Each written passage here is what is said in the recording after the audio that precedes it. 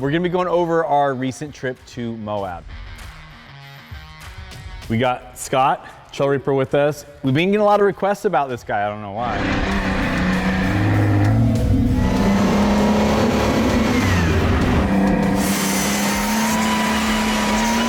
It was definitely more mild year than we've done in the past, and we didn't do any of the crazy trails because we kind of wanted to venture out and try new things. I've been meaning to go out the top of the world for like the last 4 years and just not done it because it's an easier trail. Usually a little bit more high than your tourist level. Right. So this was like that. It was exactly what I needed to force my hand to go like, okay. But it was actually it all worked out really good. And, it did because we had the new build out there for Mitch, which was an LS3 swap JKU, like insane build. That thing's bad, right?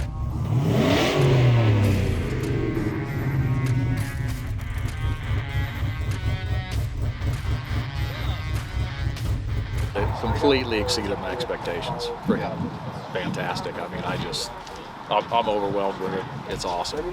Couldn't have asked for more. I'm ready to go. Good night's sleep after a long 13 and a half hours to get here. Yeah, I'm ready to hit the trails.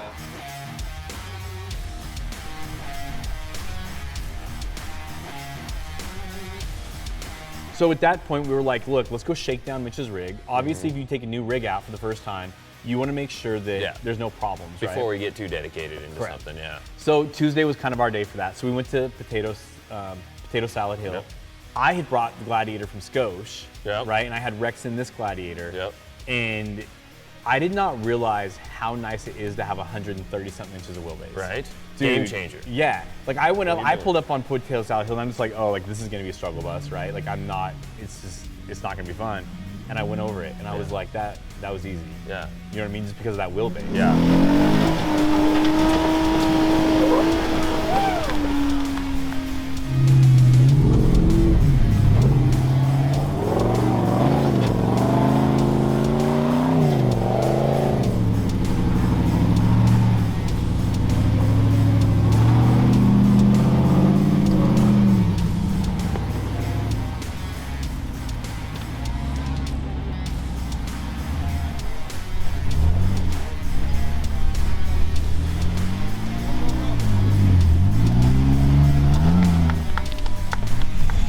Okay. Steve's the man. Steve and Tyler, dude, Aerosmith, they're here.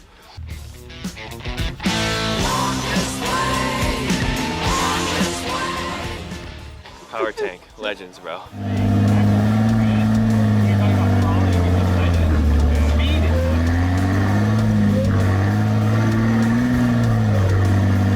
Every time Steve comes out, it's always a good time.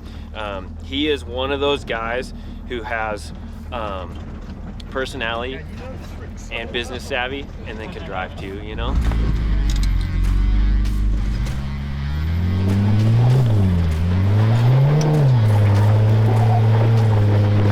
There's such a difference in the companies that are out there and wheeling, and they've got their rigs out there and their products out there, and they're being tested and they're involved and not just in a booth. Their products, it shows. At one point, like you were just flying up to it and then dropping down it and then turning around and like flying. You were racing yourself basically and just having fun. Just having fun, getting that seat time. It's all about that seat time. It is about that seat time. When you get that seat time, you got to learn your rig.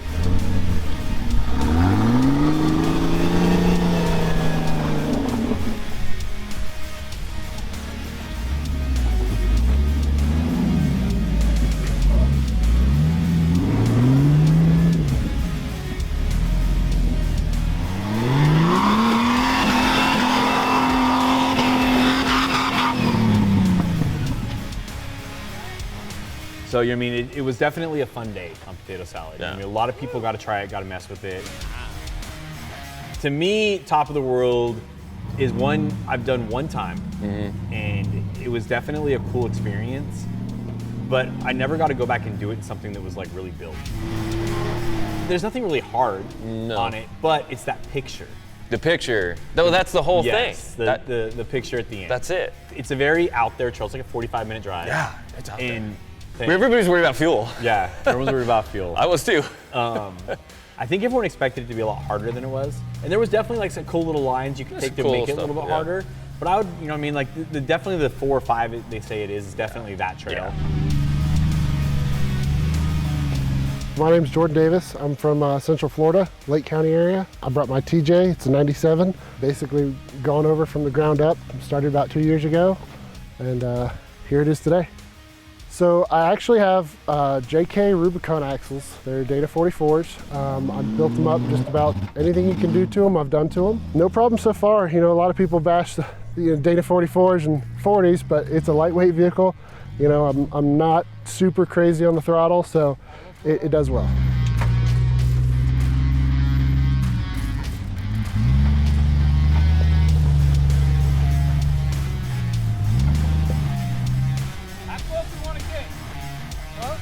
So there's a lot of high cliffs and ledges at Moab, but top of the world I think just gives you that different. I mean, like you said, there's cliffs and there's ledges, but that one is so sheer you can drive right up to it, and not only drive right up to it, but that diving board out there is literally just that. I mean, it's shaped like that. So when you drive your rig on it, you're looking over, and it's not just you're at the edge. It's kind of like, you know, almost 180 degrees of you being out and exposed and kind of beyond that edge. It's making me dizzy. It's really far. Like looking down there it's crazy. We cruised down, and I think it was, you know, it was a pretty chill day. Yeah, it was like uneventful in as far as like no major issues, nobody really gets stuck, we didn't have to do any recoveries. It was just, it's a long day, but that's just the nature of the beast there with that trail. It's a long road drive out to it, long trail out to it, and then, you know, inevitably when you get to the top there, you just end up hanging out. Like, it doesn't. You spend most of your time at that overlook, like right there. And so before you know, you're like, oh man, we still have to like drive all the way back, and so like you Which get back. we did, and like we got back at a decent hour. It wasn't too bad.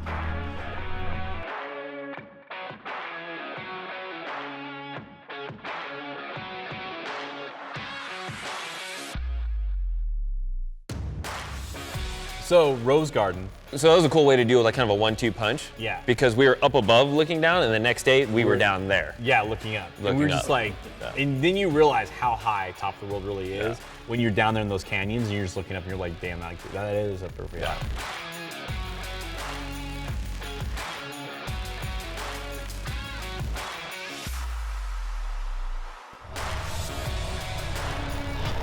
And then we get to this one drop, and you see it. Like, you see this car. Yeah, then there for sure you couldn't mistake. Yeah.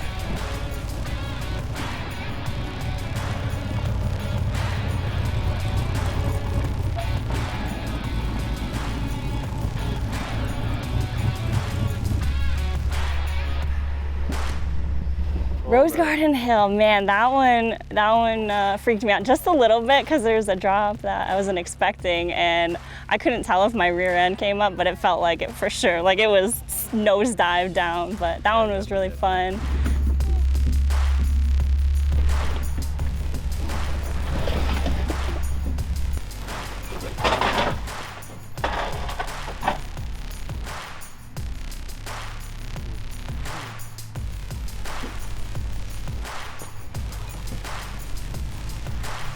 We get to the bottom, and then all of you guys are like, well, can we run Rose Garden now? Because it's like, once we we went go down, it, what's nothing to go up it?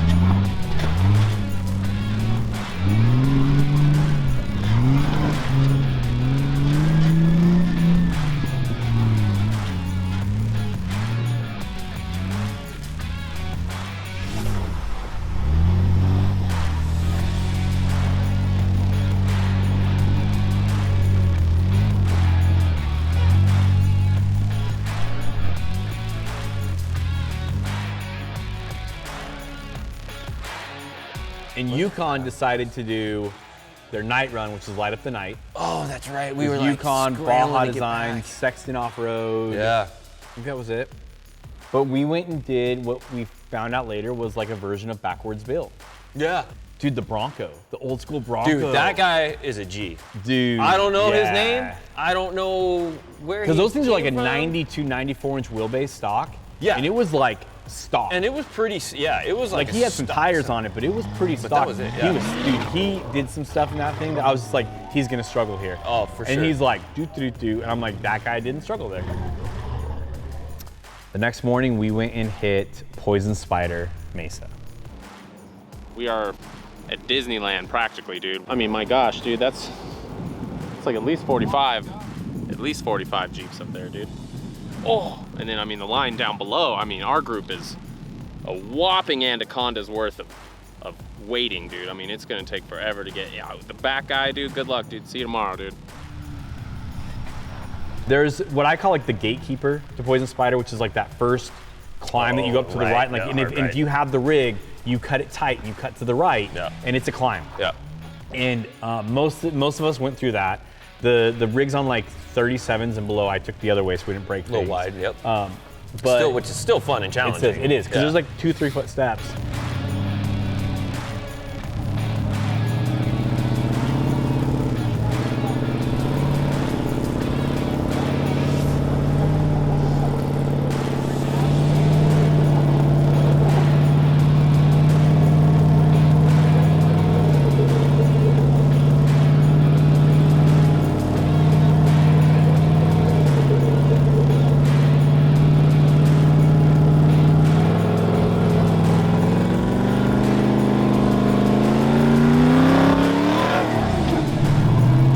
First couple days, it takes a lot to get used to, for sure. Huge jump from what I was used to driving. Out on Poison Spider today, man, I'm just kind of getting dialed into it, getting a feel for it. Put our half doors on today, which helped me out a lot. I can kind of spot myself a little bit better, see the front tires, really getting to know the rig, and it's really kind of coming together for me today.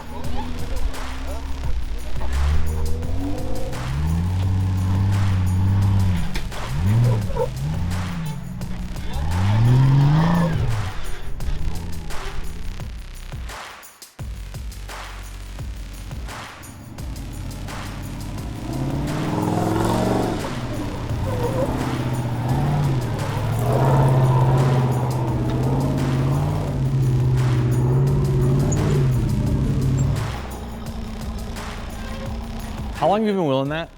Well, it's 4 years now that thing's been the Reaper. Yeah. But one thing people don't know about it probably is that's the first and only Jeep I've ever owned. Yeah. I bought it bone stock in 2007, right in the very beginning, off a used car lot. Mm-hmm. And it had the hard top, and it was completely stock, and then just started that growth. I had moved to Big Bear, and then from there just kind of like started to learn how to wheel, right? You know, I lived in like an off-road destination, and now I've got a Jeep. And so I started Jeeping, and the Jeep was way more capable than I was until I started past that, and then I built it up, and then I caught up, and then I built it up, and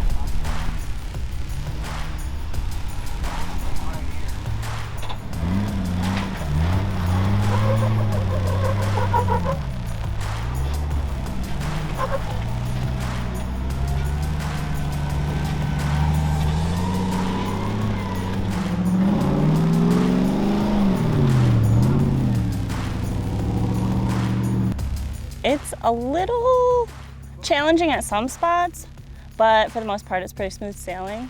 A couple of the climbs on Poison Spider were pretty cool too. You know, I think I got my passenger tire up a little bit too, so it was fun. It was a lot of fun. I like the climbs.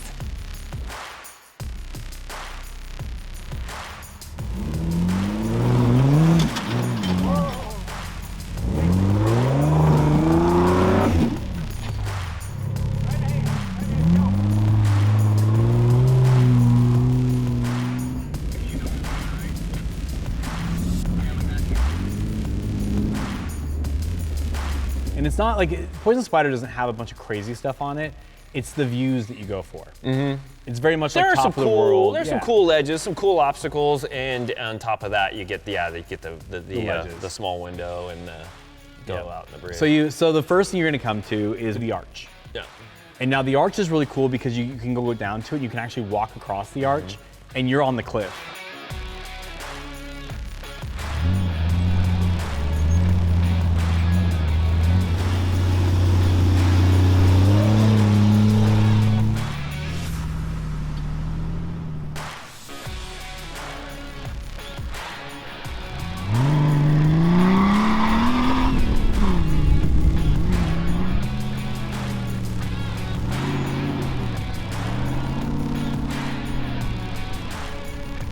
And the big ledges are really cool because you can literally drive right up to them. And it's just these like ledges that never end. Being on Poison Spider today, so far for this week, this has been one of my favorites. Really enjoy the climbs, and it's gorgeous out here everywhere that you go.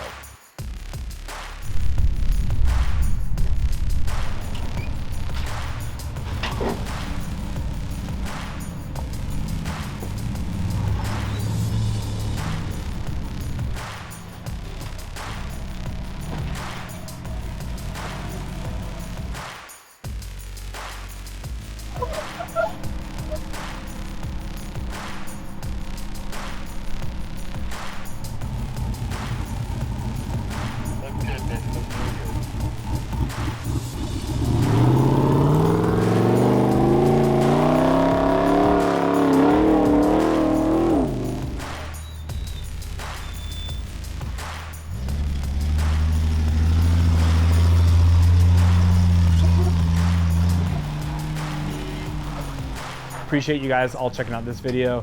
The videos you may have not checked out, make sure you check those out as well. See you guys in the next one.